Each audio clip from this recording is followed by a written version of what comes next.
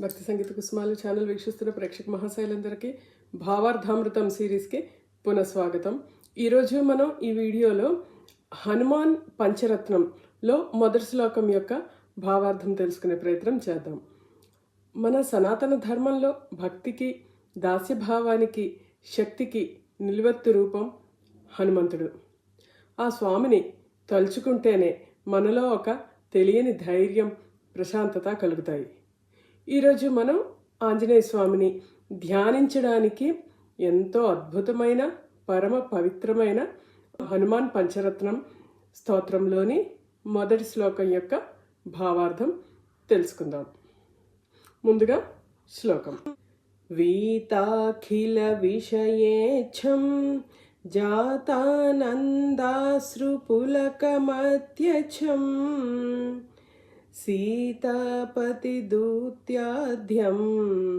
వాతాత్మజమధ్య భావయే హృద్యం. వీతాఖిల విషయేచ్ఛం అంటే వీత అంటే తొలగిపోయిన, సమస్తమైన, అఖిల అంటే సమస్తమైన, విషయేచ్ఛం అంటే లౌకిక సుఖాల పట్ల కోరికలు. హనుమంతునికి ఈ ప్రపంచంలో ఉన్న ఏ భోగభాగ్యాల పట్ల, లౌకిక సుఖాల పట్ల అణుమాత్రమైన ఆసక్తి లేదు. ఆయనకి బంగారం, పదవులు, కీర్తి ప్రతిష్టలు ఏవీ అక్కర్లేదు.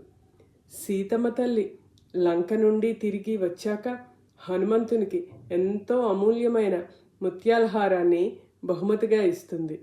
కానీ ఆంజనేయుడు ఆ హారంలోని ప్రతి ముత్యాన్ని కొరికి చూస్తాడు. ఎందుకు? ఆ ముత్యంలో రామనామం ఉందా అని. రామనామం లేని ముత్యము ఆయనకి ఒట్టి రాయి లాంటిదే.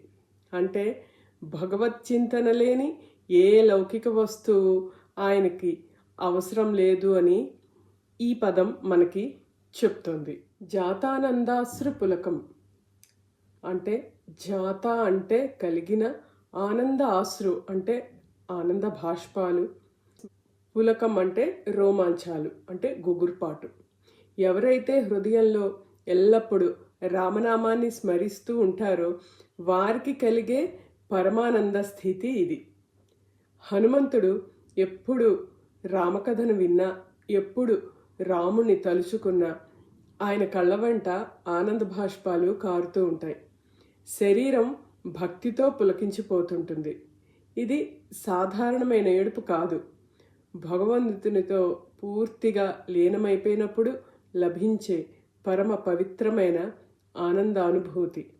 స్వామి భక్తి ఎంత గాఢమైనదో ఈ పదం ద్వారా మనకి తెలుస్తుంది.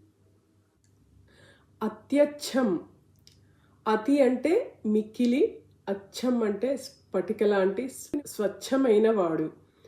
హనుమంతుని మనస్సు ఎంతో నిర్మలమైనది, కపటం లేనిది. ఆయనలో ఎలాంటి స్వార్థం, అహంకారం, కుతంత్రాలు ఉండవు. ఒక చిన్నపిల్లాడి మనసు ఎంత స్వచ్ఛంగా ఉంటుందో అంతకంటే కోటి రెట్లు పవిత్రమైనది మారుతి హృదయం. అందుకే ఆయన స్ఫటికంలా మెరిసిపోతుంటాడని భక్తులు భావిస్తూ ఉంటారు. సీతాపతి దూతాధ్యం. సీతాపతి అంటే సీతాదేవి యొక్క భర్త అయిన శ్రీరాముడు. దూత అంటే సందేశాన్ని చేరవేసేవాడు. ఆద్యం అంటే మొట్టమొదటివాడు లేదా శ్రేష్ఠుడు. శ్రీరామచంద్రుని దూతలలో అత్యంత శ్రేష్ఠుడు, మొదటివాడు హనుమంతుడు. లంకలో బందీగా ఉన్న సీతమ్మ తల్లికి రాముని ముద్రికను, ఉంగరాన్ని అందించి ఆమెలో ధైర్యాన్ని నింపినవాడు. అలాగే రామునికి సీతమ్మ క్షేమ సమాచారాన్ని అందించి రాముని ప్రాణాలను నిలిపినవాడు. శ్రీరాముని నమ్మకానికి ప్రాణరూపం ఆంజనేయుడు. వాతాత్మజ మధ్య భావయే హృదయం అంటే వాతాత్మజం అంటే వాయుదేవుని కుమారుడైన హనుమంతుడు. అధ్య అంటే ఇప్పుడు, భావయే అంటే నా హృదయంలో ధ్యానిస్తున్నాను. హృదయం అంటే మనోహరమైన వాడు. వాయుపుత్రుడు ఎంతో సుందరమైన మనసు కలవాడు, సకల గుణాభిరాముడు అయిన ఆ ఆంజనేయ స్వామిని నా హృదయ కమలంలో నిలుపుకొని నేను భక్తితో ధ్యానిస్తున్నాను అని ఈ శ్లోకం యొక్క అర్థం. ఈ శ్లోకంలో హనుమంతుని యొక్క వైరాగ్యం, భక్తి, స్వచ్ఛత, శ్రీరామ ధ్యానం అన్నీ కలగలిపి ఉన్నాయి. ప్రతిరోజు ఉదయం లేదా సాయంత్రం ఈ శ్లోకాన్ని మనస్ఫూర్తిగా తలుచుకుంటే లౌకికమైన కోరికల నుండి మనసు మళ్ళుతుంది, హృదయం నిర్మలమవుతుంది, స్వామి అనుగ్రహంతో అమితమైన మానసిక ప్రశాంతత చేకూరుతుంది. చూశారు కదా, అటువంటి హనుమంతుని ధ్యానం చేస్తే మనకు కూడా విషయ వాంఛల మీద వైరాగ్యం, ఆ భగవంతుని యందు శరణాగతి పొందాలనే తపన మొదలవుతుంది. అందువల్ల ప్రతి ఒక్కళ్ళు పొద్దున కానీ సాయంత్రం కానీ ఆ హనుమంతుని ఈ విధంగా ఈ శ్లోకంలో చెప్పిన విధంగా ధ్యానం చేస్తే తప్పకుండా ఆ భగవంతుని అనుగ్రహం కలుగుతుంది. ఒక్కొక్క శ్లోకంలో ఎంత గూఢమైన అర్థం ఇమిడి ఉన్నాయో, మన పూర్వీకులు మనకిచ్చిన ఆస్తి ఏదైనా ఉంది అంటే ఈ సనాతన భక్తి మాత్రమే. డబ్బు, బంగారం, ఆస్తులు, భూములు ఇవేవి మనని భగవంతుని పాదాల చెంతకు చేర్చలేవు. కేవలం శరణాగతితో కూడిన భక్తి మాత్రమే ఆ భగవంతునిలో లీనమవడానికి తోడ్పడుతుంది.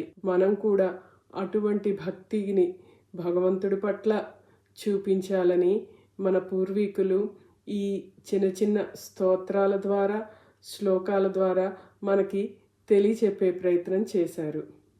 అందువల్ల మనం ఆ స్తోత్రాలు, అందులో ఉండే గూఢార్థాలని తెలుసుకుంటూ పారాయణ చేయడం వలన లేదా పాడడం వలన మన మనస్సులు నిర్మలంగా మారుతాయి. అందుకే మా ఈ భక్తి సంగీత కుసుమాలు ఛానల్ ప్రతి స్తోత్రం లేదా ప్రతి పాట లేదా ప్రతి శ్లోకం యొక్క భావాలని తెలుసుకుంటూ మీకు తెలియచెప్పే ప్రయత్నం చేస్తున్నది. మీకు గనక మా ఈ ప్రయత్నం నచ్చినట్టయితే ఒక లైక్ చేయండి. ఇటువంటి భావార్థాలు తెలుసుకోవాలి అనుకునే ప్రేక్షకులకి మీరు ఈ వీడియోకి ఇచ్చే లైక్ ద్వారా, కామెంట్ ద్వారా లేదా షేర్ ద్వారా వాళ్ళకి చేరువవుతాయి. అందువల్ల మా ఈ వీడియోల్ని మీరు లైక్ చేసి ఎవరికైనా షేర్ చేయండి. మా ఈ వీడియోలో ఏ వీడియో మీకు బాగా నచ్చింది అనిపిస్తే అది కామెంట్ రూపంలో తెలియచేయండి. ఇలాంటి మరిన్ని వీడియోల కోసం మా ఛానల్ని సబ్స్క్రైబ్ చేసుకుని చూడండి. ధన్యవాదాలు.